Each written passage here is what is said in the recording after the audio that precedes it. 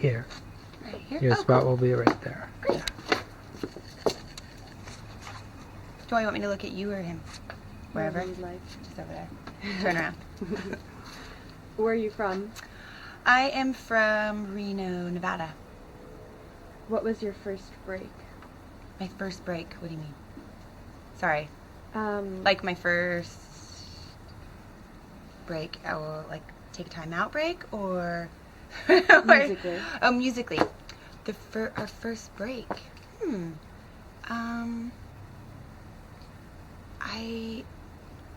I guess I would. I mean, like our first show, maybe that we played.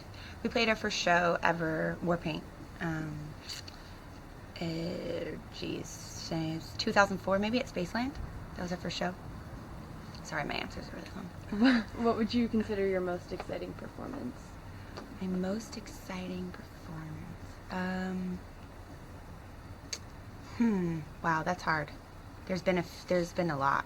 We've been on tour for a while.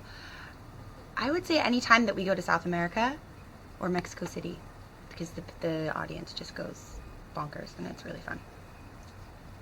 How do you feel about this career?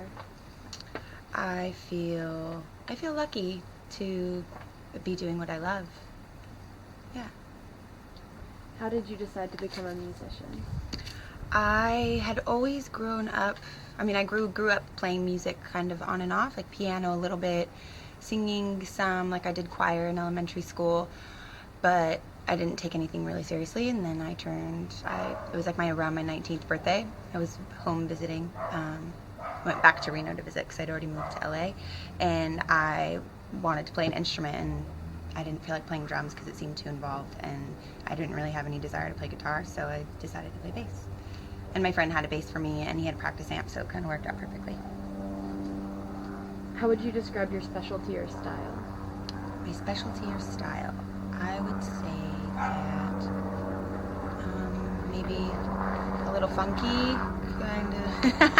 A little funky, maybe fluid, groovy. So like really parental words to describe some music, but I guess that's how I do it. Who is your favorite musician who you look up to? My favorite musician who I look up to? That's hard. Well, I love Bernard Edwards. He's a bass player. He's not alive anymore, but I really, really, really love his bass playing. Jan-Willem is also a bass player. I love Susie Sue. Robert Smith's guitar playing is pretty amazing. God, the list goes on. That's 4. What would your ideal job be? My ideal job, I feel like I'm doing it. But if I wasn't a musician, then I would probably be just something with art, painting, making clothes. I like to do that stuff on the side. Or cutting hair. I like cutting hair. Do you consider yourself to be lucky? Yes, I do. I feel like, I guess luck is relative. I've worked pretty hard to be where I'm at, but I feel lucky in the sense that I get to do what I love to do.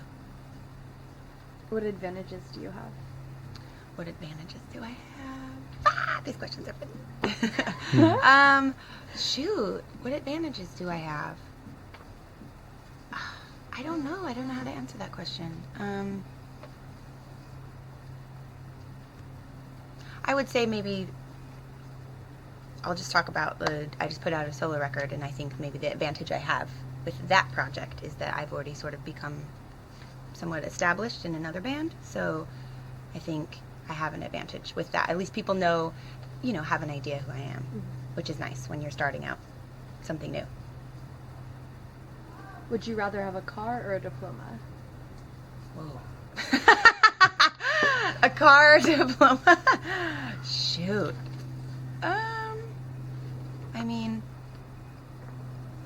I don't have a diploma, and I haven't had a diploma for so many years now, so I don't really know what that feels like. I do have a car, and I do love my car. I guess because I've had a car for so long and I haven't had a diploma, I'll change it up. I'll have a diploma for this round of life. What do you think about the need for instant gratification? What do I think about it? I'm a person who very much needs instant gratification. I think I always have been. So,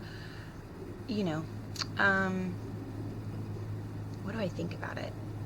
Well, it can be frustrating when that's kind of how you live your life, or that's what your expectations are, because you don't always get instant gratification, obviously. I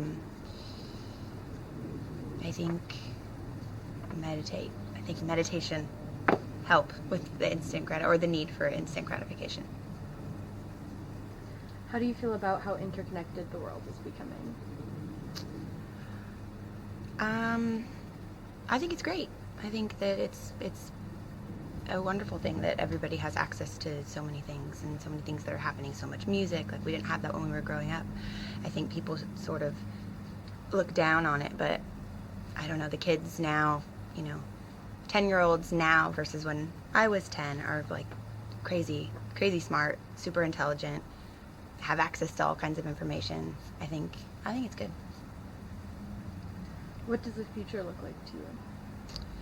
The future, I don't know what the future looks like to me. I have always been a person who I've never been able to project, like, where's your five-year goal, like, or, what's your 5-year plan or your 10-year plan. Ever since I was little, I never could see past a certain point. I know what today looks like, kind of, never know. And tomorrow, the week, and that's sort of all I can handle, I think. Otherwise, I start to get a little nuts. How do you feel about having children? I'm not sure. I don't know if I'll have children. I thought about adopting maybe later on in life, but I feel like right now I like my time and I like the things that I'm doing with my time. I haven't had them yet, so I don't know if I'm going to. Sometimes I'll, watch a show, or like friends of mine will be pregnant. I'm like, oh, that looks nice. Like, the pregnancy part looks nice. But then, I'm not sure. I'm sure if I had a kid, I would be overjoyed, but it's not. I don't know. I'm just not sure if it's going to happen. What challenges do you feel the world is facing today? What challenges? Oh, God, lots of challenges. I think that every person, at least challenges that I can sort of understand and have a grasp on, I think every person in the world faces personal challenges, internal conflicts. Either, people aren't very happy, or they've got issues that they need to deal with and work out, and I feel like it all starts and stems with each person individually. And I think that's like the main problem, obviously, just like how people feel about themselves, and then obviously that expands into a greater evil, or a large massive destruction. But I think it starts with ourselves. What is your favorite way to communicate? My favorite way to communicate. Well, I love talking, but I have to say, as annoying as texting is, it's also so, like, just get to the point. It's really easy. You don't have to, like, say you're arguing with someone. It's obviously pretty silly to have an argument by a text, but it's also kind of nice because there's a barrier there. And if you were talking to that person in person, maybe people would be raising their voices, or you'd get more defensive. And, there's also the flip side, which things can get lost in translation by a text. But I think that it's very, it's convenient and it's handy, and I don't know, you can get to the point quicker. Sometimes when you're writing things down, you can work out what you're actually trying to say. What do you think of the creative scene in Los Angeles? What do I think of the creative scene? I haven't really thought of that, although since moving here, since I'm from Reno, I moved here in 99, I definitely have, didn't really exercise any of my, like, creative abilities when I was growing up in Reno. I had a lot of energy, but I wasn't really doing anything with it. And the minute I moved here, I felt like, I felt like I could do pretty much anything.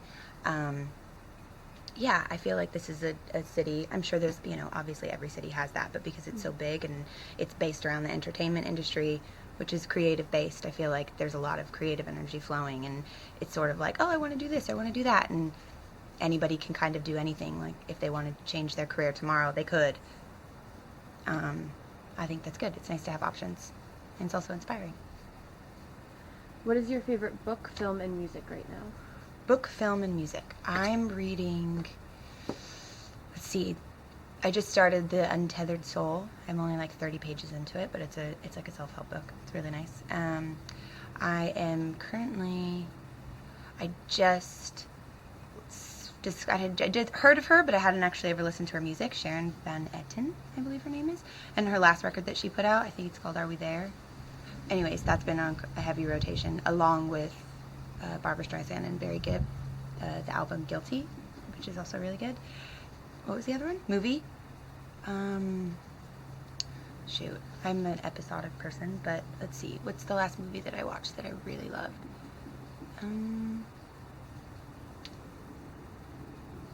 Crap.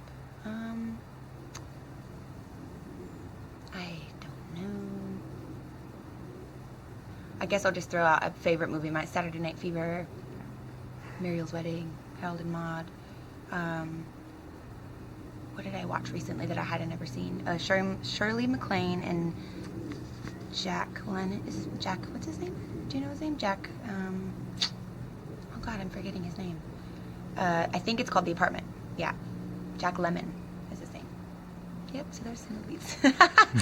Chatty Cathy over here. We're done. Okay, cool. Thank you.